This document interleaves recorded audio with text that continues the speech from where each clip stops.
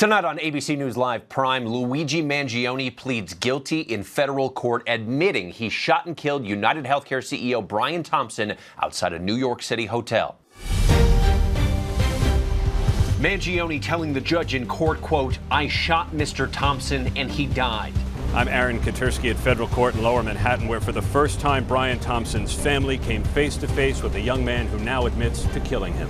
Also breaking tonight, emergency flood evacuations underway in the Midwest. It's already been going on several days, and yet more severe storms and flash flood alerts are still stretching from Iowa south through the Ohio Valley. I'm Alex Perez in Anderson, Indiana, where many areas still look like this, completely underwater, and now many communities are bracing for even more rain. I'll have the latest. And the hurricane warning for Hawaii. Tropical storm Lala gaining strength and bearing down on the Big Island with winds now up to 60 miles per hour. President Trump files an emergency appeal with the Supreme Court to resume construction on his $400 million White House ballroom. The president revealing new renderings of the project, claiming construction is too far along to be stopped. I'm Mary Bruce at the White House, where they are now appealing to the Supreme Court, arguing that halting this construction project now will make the president much less safe. The jury has been selected for the trial of a former gang leader accused of orchestrating Tupac Shakur's killing.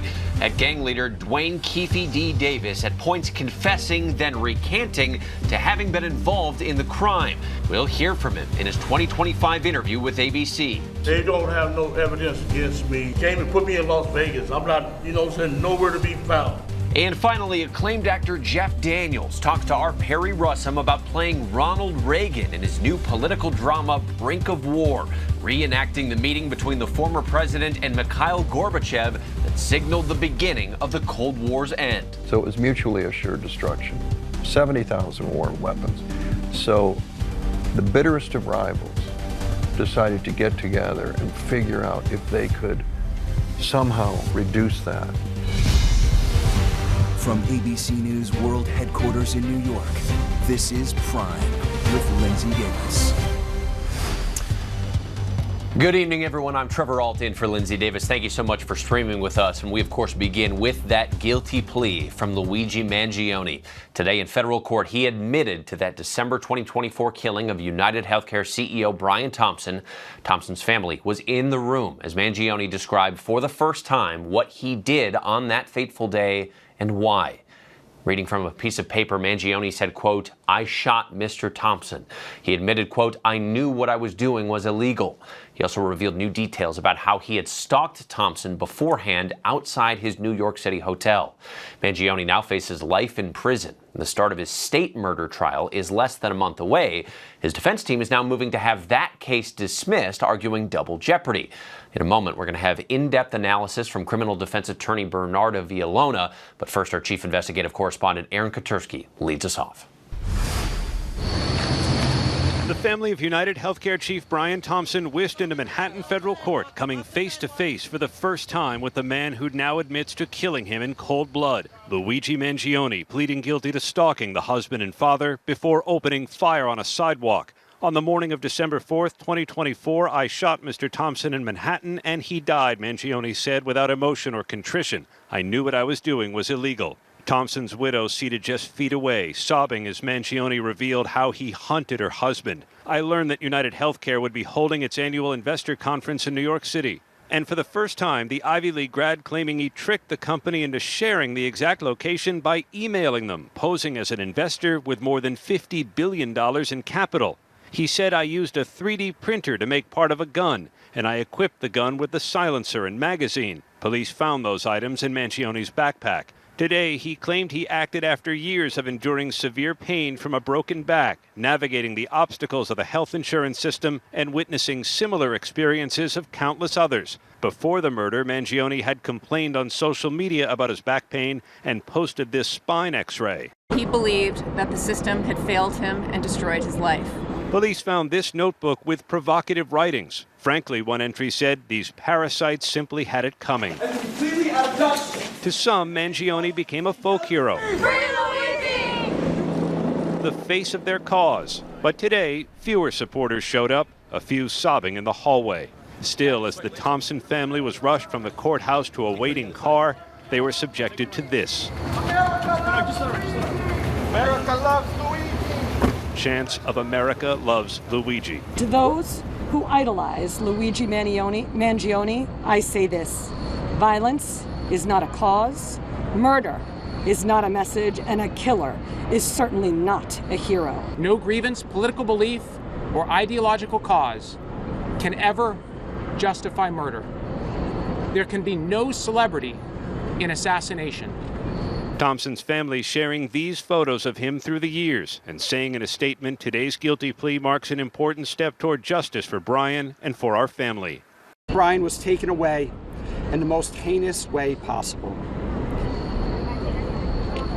They lost a son, a brother, a husband, and a father, and a friend. Almost 2 years now that this case has been in the spotlight. We have Aaron joining us now from outside the courthouse in Lower Manhattan. Aaron, of course, you've been following this from the beginning. You have the federal and the state cases. What are you watching out for next? Two things, I think, Trevor. One, will the state murder trial even happen? It's supposed to start just a few weeks from now with jury selection September 8th. Mangione's attorneys already, just moments after his guilty plea here at federal court, asked the judge up the block to dismiss the state murder charges. The Manhattan District Attorney's Office still expects to fight for that, though. And the other thing, what will his sentence be? This was Mangione's shot to ask a federal judge, to urge a federal judge to give him something other than life in prison when he's sentenced in December. He's also signaling, I think, a preference to serve whatever time is given in a federal rather than a state prison that could be more crowded and maybe more violent. Trevor? Okay, Aaron Kaczorski, thank you. And for more on this now, we want to bring in ABC News legal contributor and criminal defense attorney Bernardo Villalona. Bernardo, thank you very much for being here. So this was a surprise to a lot of people, especially how this has all transpired over the past year and a half. What do you make of the fact that we get this guilty plea without a plea deal in place?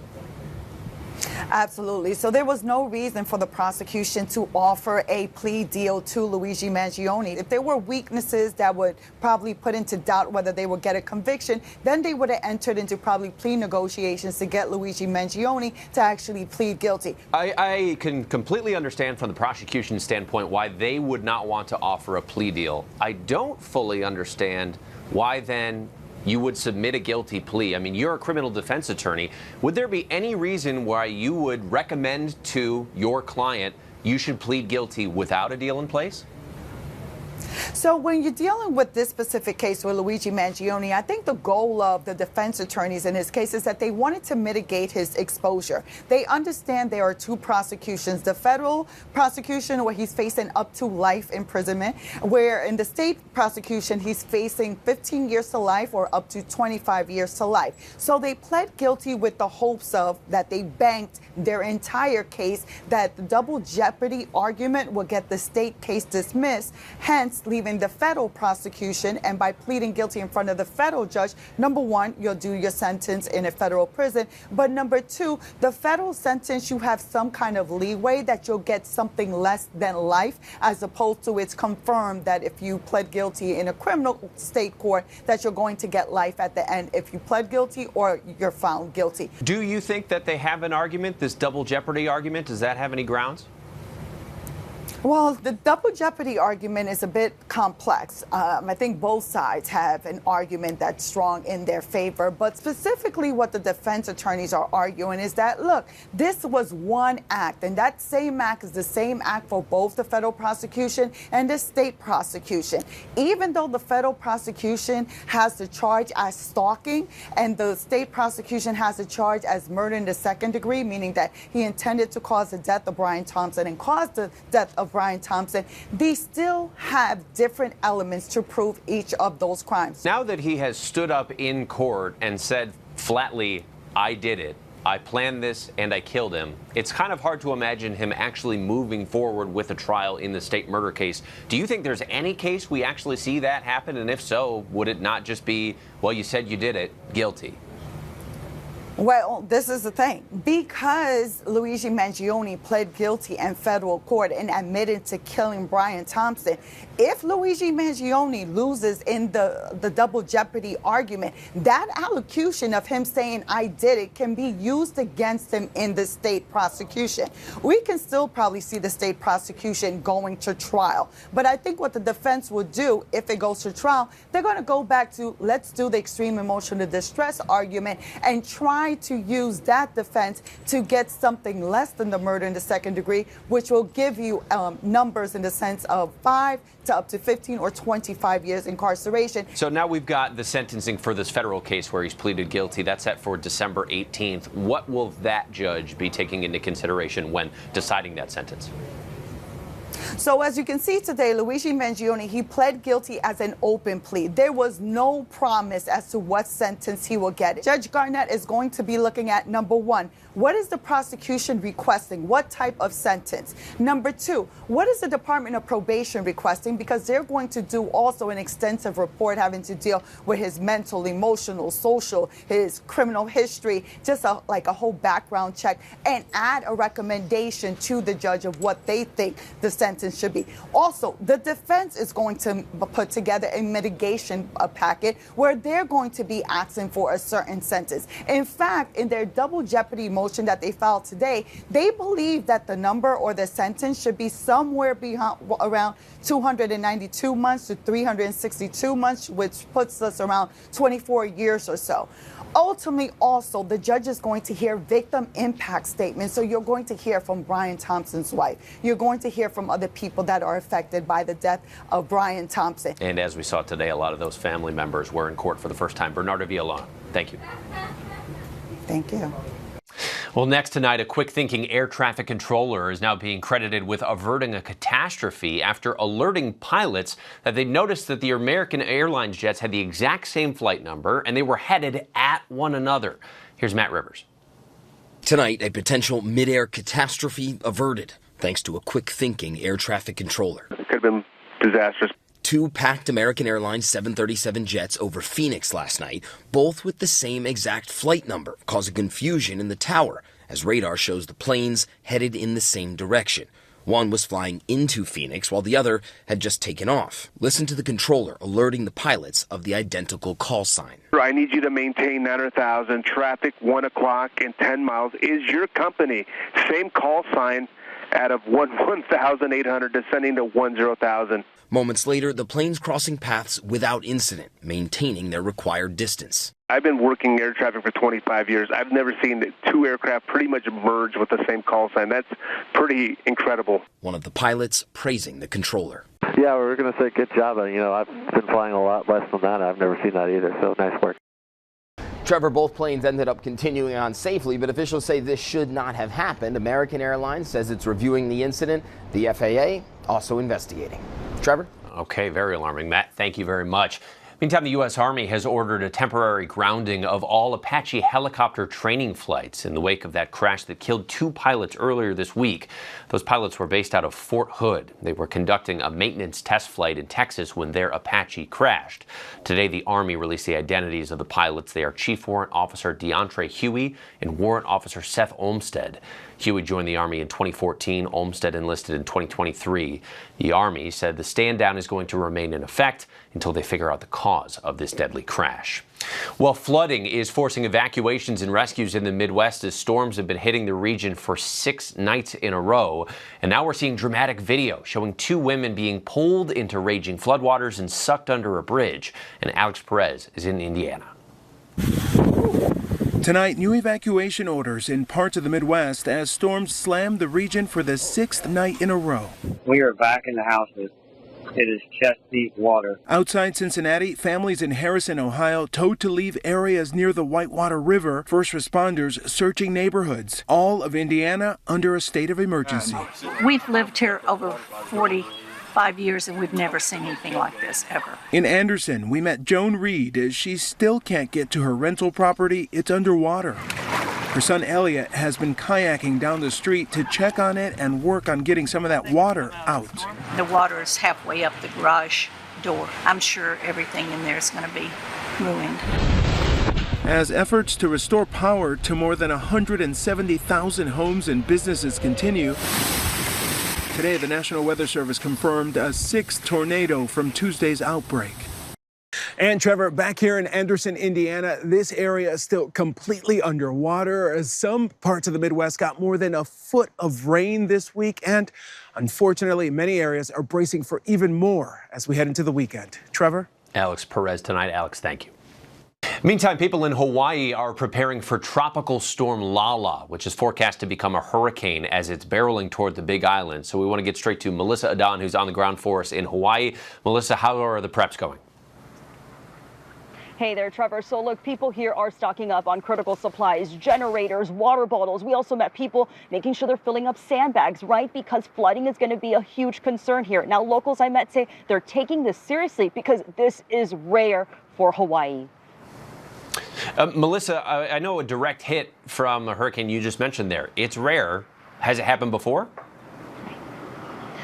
Trevor, you actually have to go into the history books, right? In 1992, that is what is on record for a hurricane to have made landfall in the Hawaii Islands on Kauai. But right here on the Big Island, that's never happened. Now, of course, there have been direct impacts from tropical storms and other nearby storms. It is still very rare, which is, of course, why the warnings and the people here are watching this so closely. Trevor? Okay, you and the team stay safe. Melissa Adan, thank you.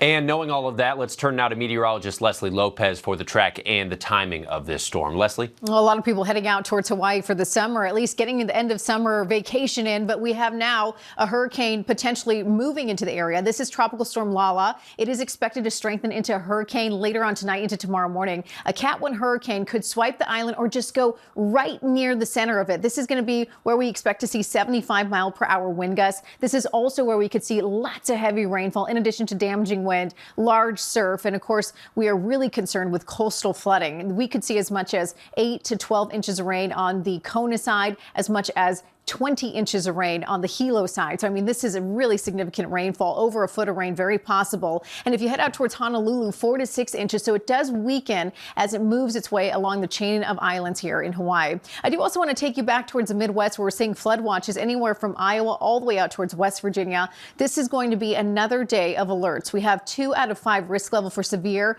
damaging winds, along with hail, brief tornadoes. This is a severe storm threat. This is really encompassing areas of Fort Wayne all the way down to Charlotte.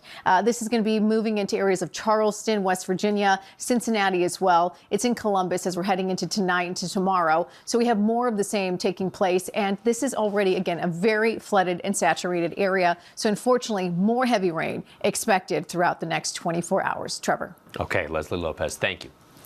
And the Trump administration is now taking the fight over the massive White House ballroom project to the Supreme Court. A federal appeals court had ordered construction to stop last week, calling it presidential overreach. But the administration claims building the ballroom is a matter of national security. And Mary Bruce has the details.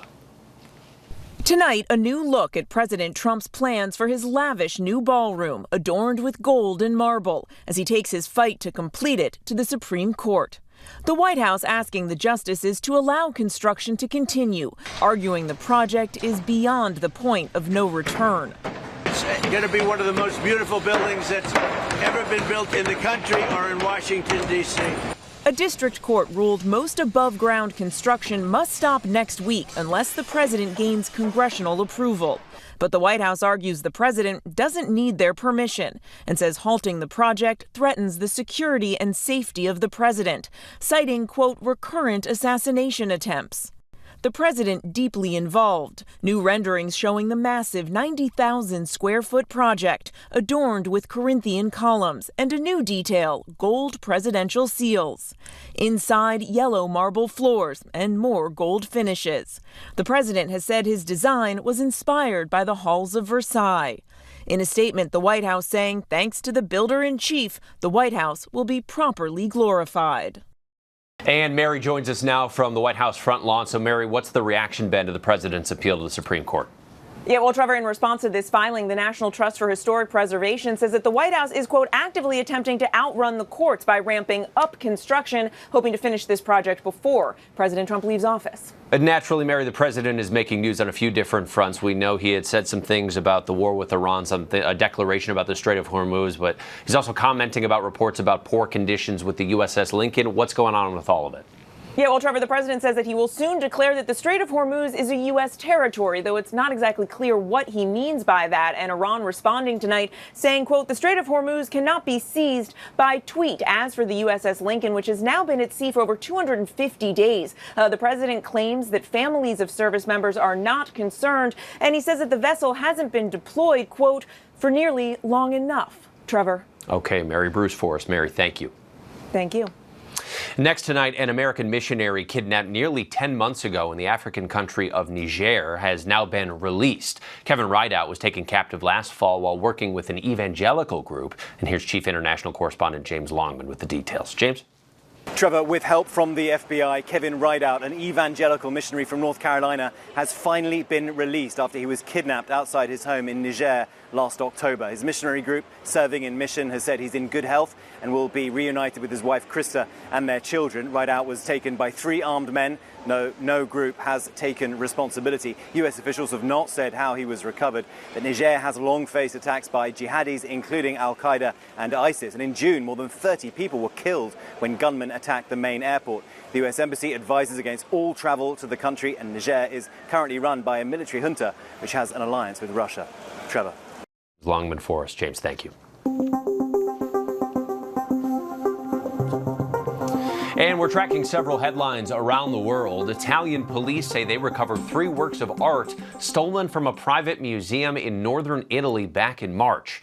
This video shows it took the thieves less than 3 minutes to steal works by Cézanne, Renoir, and Matisse, valued at more than $10 million.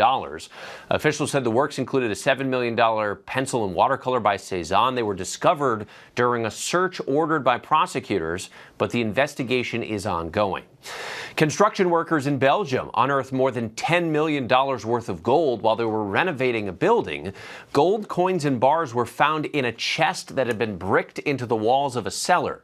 The treasure was immediately reported to the property owner and the police. The police then transported it to a secure location. An investigation is now underway into where that gold came from and who it may belong to. And in the Philippines, a fisherman reeled in a lot more than he bargained for when a stubborn octopus attached itself to his face. You see that man desperately trying to free himself of the tentacled troublemaker, and at one point he had to club the creature away to avoid suffocating. The octopus did eventually let go and was tossed back into the sea. Well, a fugitive wanted for murder is now under arrest after 45 days on the run. Authorities say Isabel Johnson killed a man in Florida and buried him in a shallow grave, and they say she then used multiple disguises and identities to evade police. Our Victor Oquendo has the story. Tonight, the woman accused of killing a father and using multiple identities to avoid capture for nearly 2 months, now in police custody in Northwest Florida. We have her. The search is over. Isabel Johnson arrested by U.S. Marshals at a house on Thursday after authorities say they tracked her communications. Her shirt reading, "A force to be reckoned with." The 38-year-old now behind bars on a murder charge in the death of Jason Colthart, who went missing in May. Colthart's remains found a month later, buried in a shallow grave. Investigators have not said how the two are linked.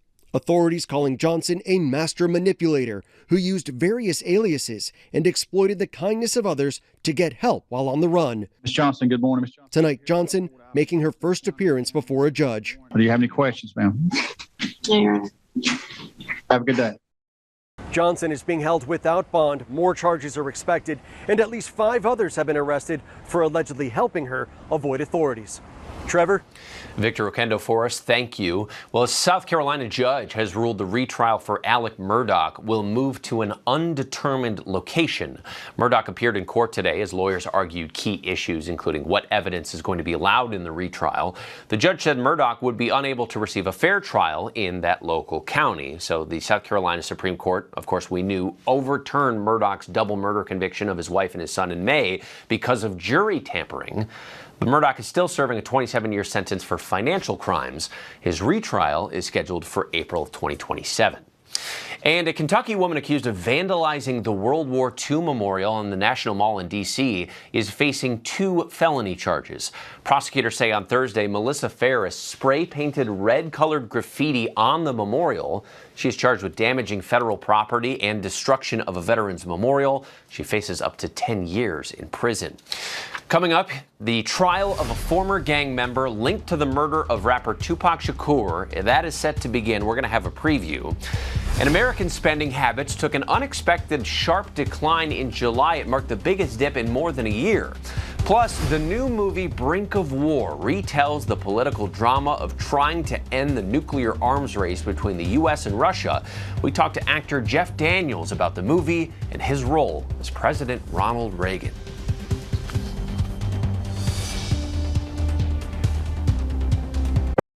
Today, President Trump traveled to New York alongside his new Attorney General and the FBI Director to highlight what the administration is calling the largest year-to-year decrease ever in violent crime. We're taking a look at the new crime data in tonight's By the Numbers. According to the FBI, violent crime fell 9.3% between 2024 and 2025. That drop was even more significant for murder and non-negligent manslaughter. That decreased by 18.1%. Now, this was the largest decrease in violent crimes and murders since 1937. And property crimes were also down 12.4% year over year. Well, 17,075 law enforcement agencies contributed data to the FBI report that looks at crime across America. Another report from the nation's largest cities shows a similar trend in the first half of 2026. That report shows homicides are falling 17.2% year to year. Now, there are a few notable outliers that are seeing an increase in violent crime. Orlando, Florida, San Diego, California, and Honolulu, Hawaii have seen their homicide rates nearly double from 2025 to 2026. Well, coming up, the FDA is recalling millions of eggs due to the risk of salmonella. We'll tell you where those eggs were sold. And new video shows the moments military pilots are rescued after their plane crashed in the forest. See how deputies responded. That's next.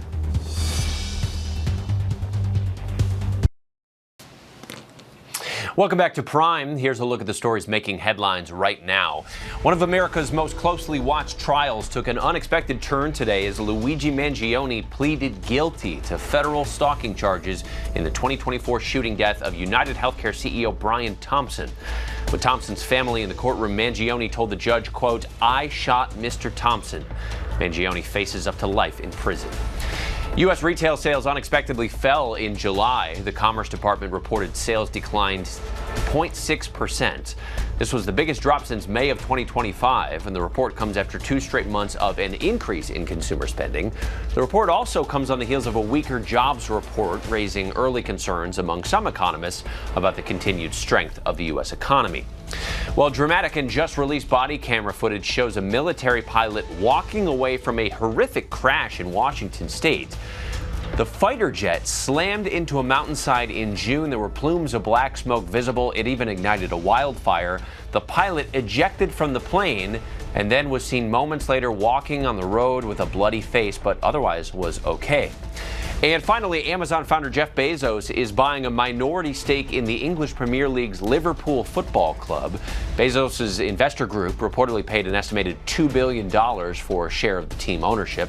Bezos' buy-in comes days after former Disney CEO Bob Iger and billionaire investor Josh Kushner, brother of Jared Kushner, bought the Los Angeles Lakers for $12.5 billion. Well, coming up here, the stunning moment when the night sky over the Pacific Northwest was brightened by that falling ball of light. We'll tell you what it is. And 30 years after rapper Tupac Shakur was gunned down in Las Vegas, the trial of the man suspected of ordering the murder is now set to begin. We're going to take a look at the case in depth coming up.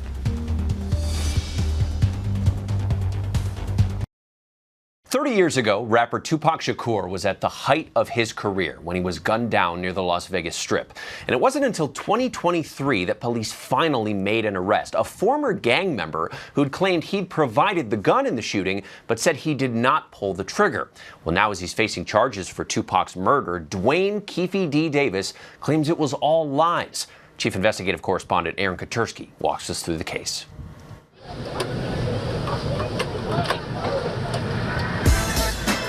like to think I'm a revolutionary. I like to bring change. 30 years after his death, Tupac Shakur is still a prolific part of our pop culture. From our clothes to films about his life. Why the cameras all on me? Why me? Because I'm Tupac. Even in music, his imprint is still fresh. Look at guys like Rick Ross, bald head, silk shirt. Look at Kendrick Lamar, unapologetically him. Drake has Tupac's ring on right now that he bought at an auction somewhere. I think hip-hop doesn't grow without Tupac. At the time of his death, he wasn't just the biggest rap star with hits like California Love. Say what you say, or give me that bomb beat from Dre. Let me serenade the streets of LA. And breaking through in films like Juice. Check yourself, Q. You gotta snap some collars and let them know you there to take them out anytime you feel like it. He was a mainstream celebrity. He's to hip hop what James Dean was to rock and roll in the 1950s. And I always thought that Tupac would have been one of the greatest actors ever if he had lived and been able to fulfill his full potential.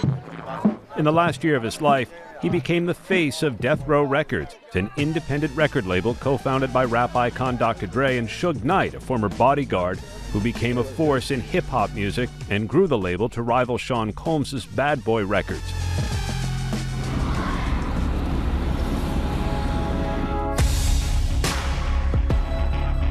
On September 7, 1996, all eyes were on Las Vegas.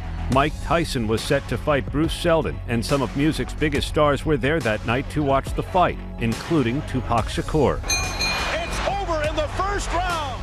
Shakur, Suge Knight, and their crew walked through the MGM Grand Hotel lobby. There, they encountered Orlando Baby Lane Anderson, who was reportedly a known member of the Southside Compton Crips. Suge Knight reportedly had ties to the rival Bloods gang. There had been a bounty for somebody to grab a death row gold pendant, and someone 2 months earlier had grabbed one off of this guy. So he sees Orlando and he says, he stole my necklace, and Tupac and Suge just laid in and just started kicking and stomping on him. The fight was caught on the hotel's security camera. Security broke it up. Tupac Shakur and his crew left, and Anderson declined to press charges. Just 2 hours after that fight at the MGM Grand, Shakur and his entourage headed to Club 662, a nightclub Suge Knight owned by the Las Vegas Strip. Tupac's in a BMW. He's in the passenger seat. Suge is driving.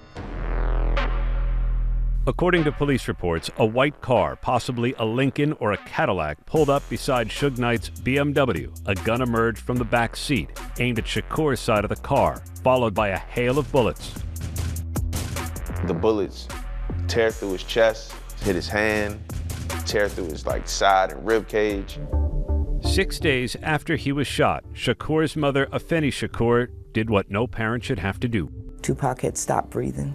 That every time they revived him, he just went back, and I asked them to leave him alone and to let him go. He was 25 years old. As for Orlando Anderson, Las Vegas police have never publicly said he was a suspect or a person of interest in the case. Anderson has always denied his involvement in the murder, as well as any association with the Crips, telling the LA Times in 1997, "I wish they would hurry up and catch the killer so my name could be cleared."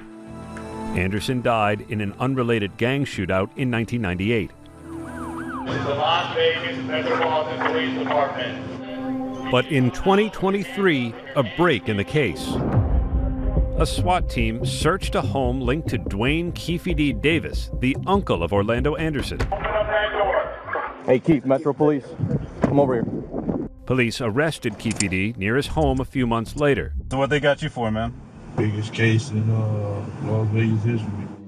Now 63, he has been behind bars awaiting trial for the murder of Tupac Shakur. He has pleaded not guilty. In 2025, he spoke with ABC News from jail, professing his innocence. They don't have no evidence against me. Came and put me in Las Vegas. I'm not, nowhere to be found. The Compton, California native grew up with notorious figures in hip-hop like Suge Knight.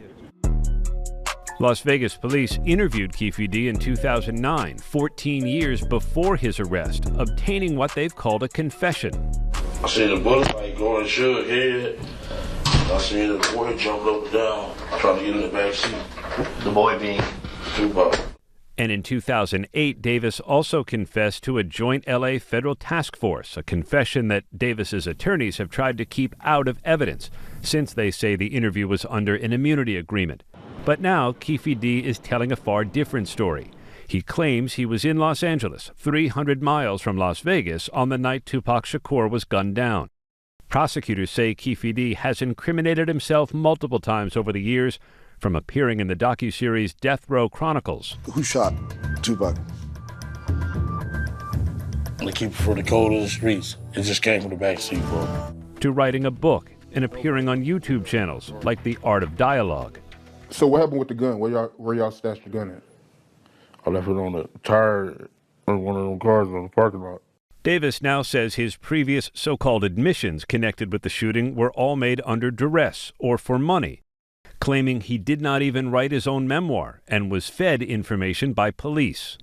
Asked in 2025, prosecutors declined to respond directly to Davis's new claims. They say their case is strong and they expect a conviction. They also say they plan to call witnesses who will testify Davis was in Las Vegas that night. Keffe D says he regrets what he has said in the past. I shouldn't have said nothing, you know what I'm saying? And I'm innocent, man. And God got my back, and God will see me through this.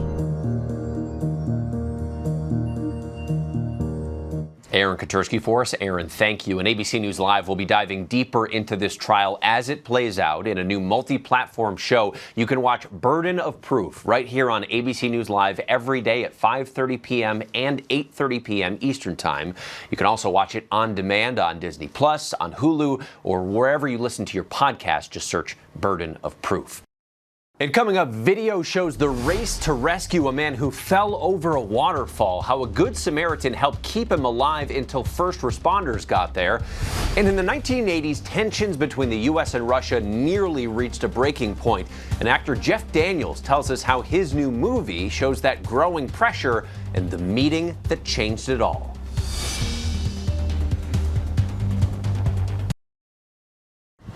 Police are searching for a group of so-called tomb raiders, why more than 1 million eggs are under a recall, and a spectacular display in the sky. These stories and more in tonight's rundown. Authorities rescued a man who had suffered a significant fall from an overlook into McDonald Creek at Glacier National Park. He reportedly had gone over a set of waterfalls. A bystander saw him after the fall, face down, then immediately started CPR. He was flown by helicopter to a nearby hospital. Authorities say the bystander's actions saved that victim's life. Florida investigators are searching for 3 people who are accused of breaking into cemetery niches to steal valuable heirlooms entombed within cremated remains. The Orange County Sheriff's Office says there have been at least 20 cases in their state alone. They believe the suspects also raided cemeteries in Oklahoma, Minnesota, Texas, Georgia, Iowa, North Carolina, and New York. Selena Gomez and her mother are facing a lawsuit over her mental health startup Wondermind Global. Investors allege they gave the company $1.2 million to build the company's products, and they expected the star to be involved in marketing. The suit says the company falsely represented their infrastructure and partnerships. So far, Gomez and her mother have not commented on the litigation. The FDA has upgraded an egg recall of nearly 1.6 million cartons to its highest risk level. The recall was first announced in July. It's over a possible salmonella contamination. The eggs are the white and brown cage-free varieties sold in Kroger and Brookshire grocery stores across multiple states, including Texas. That salmonella outbreak has been linked to nearly 100 illnesses. A shocking scene off the coast of Italy. This $9 million yacht went under just days after being delivered to its new owner. Officials say an engine failure sparked a fire as they sailed off the coast of Sardinia. 14 people were on board at the time. All of them are okay. Authorities are now trying to recover that yacht. And a stunning display in the sky. A meteor spotted shooting over Washington state, followed by flashes of light. That bright fireball was also seen by hundreds in Oregon, Idaho, and British Columbia. By 1986, the United States and Russia had a combined 70,000 nuclear weapons pointed at each other. That buildup was known as mutually assured destruction. But a pivotal meeting in Iceland between President Ronald Reagan and Russia's Mikhail Gorbachev set the foundation to change the course of history. Well, that meeting is the basis of a new movie out today called Brink of War. And critically acclaimed actor Jeff Daniels took on the role of former President Reagan. He sat down with ABC's Perry Russum. Jeff, thank you for joining us here in studio. Had a chance to watch the film last night, thoroughly enjoyed it, I loved it. I knew nothing about this meeting between two world leaders until I saw the film. What did you know about this meeting? Same.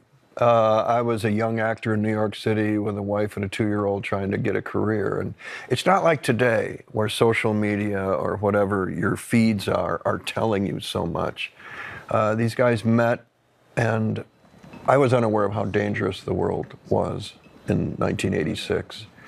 And there were 70,000 nuclear warheads between Russia and the United States pointed at each other. Here we are, the two of us, deciding whether there will be peace or war in the world. And there was no shield, there was no Star Wars. And when they asked President Reagan what happens if Gorbachev and Russia launched half a dozen nuclear warheads at 6 U.S. cities, what's our defense? Reagan was told, you launched 6 missiles at their cities. So it was mutually assured destruction. 70,000 war weapons. So the bitterest of rivals decided to get together and figure out if they could somehow reduce that and maybe even develop a relationship between the countries that didn't exist. It was a very courageous thing to do for these two superpowers in 1986, and the movie is that weekend. Human history, and he's walking away over one word, single word. Never should have trusted him. So the car is here, ready to take him to the airport, but it's not over, not yet. It's over. A world living on hope. What happened inside that little house, inside that room, inside those discussions, and we were able to shoot it in Reykjavik in the same house, same room, same chairs, same artwork from 1986. It was fascinating, as an actor, to play that Reagan in that house on that weekend. It was just it's a great story of what happened in that house. I felt the tension, especially in the editing too, in the last dialogue you had back and forth with the actor who played Gorbachev. From my point of view watching the film, it seemed like Reagan and Gorbachev were almost on the same level. Human rights was an issue, but everybody around them was clearly not. How did you see it? Reagan kind of winged it. That's what I was fascinated by. George Shultz would go, sir, please steer towards down this road. I'll go, yeah. Reagan said, but I'm going to go over here. I'm going to move the human rights stuff up. I'm going to talk about how the United States is a nation of immigrants. Reagan said that. He pushed democracy onto a leader who's, believes in communism. They had those back and forths. And it was fascinating how there were some things that Reagan wanted out of that meeting that weren't on the agenda. And he wanted not only to lower nuclear weapons so that the world would be a safer place for all of us, he wanted to change Russia. He wanted to end the Soviet Union. And that Reykjavik meeting in '86 was the beginning of the end of the Cold War. It seemed like in the beginning of the film, too, some of Reagan's team around him was undermining his intelligence, and that changed over the course of the 30 hours of that meeting. How did your view of Reagan change while portraying him? Well, he's got this folksiness to him. It wouldn't take much for Reagan to tell a joke about a chicken and a farmer and went down there. I mean, he would go off on these things. He was an actor, and actors know how to be on. They know how to, there's the stage, there's the light, they know how to rise up to it. And so that was kind of the perception of who Reagan was. You are trying to distract us from our purpose here. This is pointless. I got an intelligence report the other day from our CIA. They were assessing your economic conditions, tracking a bread line in Moscow. There was a guy, Boris, and he was in front of our agent, and he got so pissed off that he left the bread line. He said he was going to go find you, Mr. General Secretary, and bludgeon you with a hammer and sickle. Well, poor old Boris, he came back about an hour later, and when our agent asked him why, he said, The only line longer than the one for Brett was the one to attack you.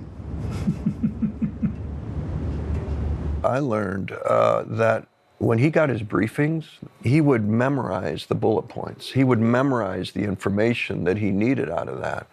And it was an actor learning his lines. Just like you. And, yeah, and that's what he did. He was smarter than people thought. Being underestimated is a tactical advantage, gentlemen. And that was part of his charm, was he wanted people to think that they could take him, and then he would come over here. Another thing that stuck out to me, how Reagan was respectful of people of the opposite political party. Compare that to now.